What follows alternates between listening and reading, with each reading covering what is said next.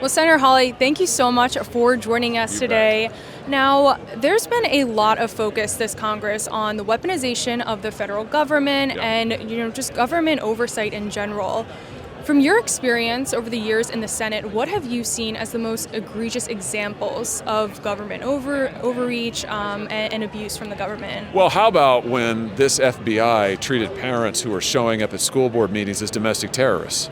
Labels them as domestic terrorists, activates the counterterrorism division of the Justice Department against them. I mean, to me, when you are calling parents domestic terrorists, you know that there's something seriously wrong. Merrick Garland should have been gone, the Attorney General. Christopher Wray, the FBI director, should have been gone over that alone. And that's before we even get to them targeting pro-life protesters, going to their homes, using SWAT teams against them. We could go on down the list. How about the coordination with big tech, where you've got the White House and big tech working together to try to deplatform people?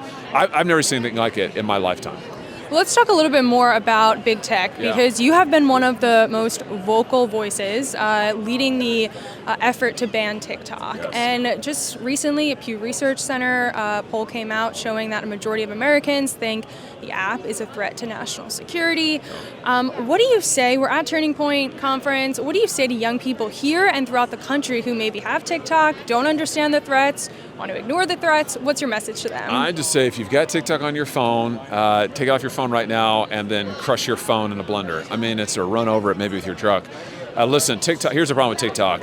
It's that it is a backdoor for the Chinese Communist Party into everything you're doing. I mean, it is tracking your phone calls, it is tracking your emails, it is reading your text messages, your contact list. So that's the huge problem. And forget what's on TikTok. Just think about the Communist Party being able to track you everywhere and to get every personal detail of your life. We just can't have that, and that's why we need to ban it. Absolutely. And Senator Hawley, you have a new book out, Manhood, that our colleague Mary Margaret Olahan interviewed you about earlier. It doesn't seem like the left is in favor of manhood. No. Why is that? No. Well, they're not in favor. They don't believe in men or women. They're not in favor of anybody who's strong, who stands in the way of their agenda. So they don't want men who would actually stand up for their families, stand up for their jobs, who would be independent. They don't want women. These are the same people who say that a man could be a woman tomorrow, that women shouldn't really exist, that men should be in women's sports. So they don't believe in gender. They don't believe in the family. And I really think it's about control. If they can get us to be just androgynous consumers, which is what they want, just tell us to shut up, don't have families, don't get married, buy a bunch of stuff that we tell you to do and let us run the country, then they can be in charge forever. And I tell you, if that happens, then we don't have a republic anymore. And just in terms of teaching our young men about good masculinity, I know you're a dad, so from, being a parent, how are you teaching your sons about, being a good man and good masculinity? Well, what I'm trying to do is, number one, tell them the great stories from American history. People like Theodore Roosevelt, who is a hero of mine, people like Abraham Lincoln, people like George Washington, who are good, strong men. Tell them the stories of the Bible.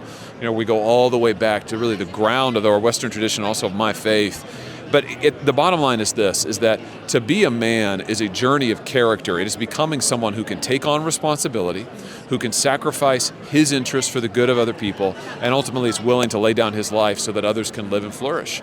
That's really what it means to be a husband, to be a father, to be a builder.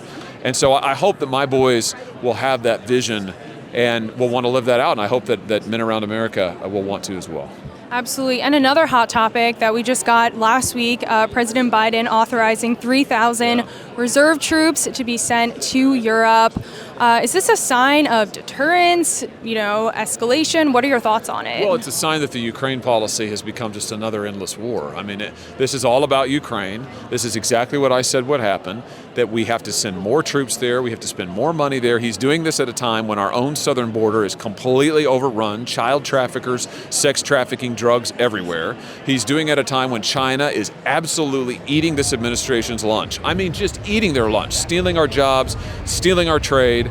And yet what's he doing? Thousands more troops to Europe. This will never end. I mean, unless we switch course, it will never end. And we got to go to the Europeans and say, guys, this is your continent. You got to step up here and take lead of defense of Europe. And just speaking of China and the threat that we've been just constantly seeing, we were talking about TikTok earlier. We have the fentanyl crisis. We have their aggression toward Taiwan.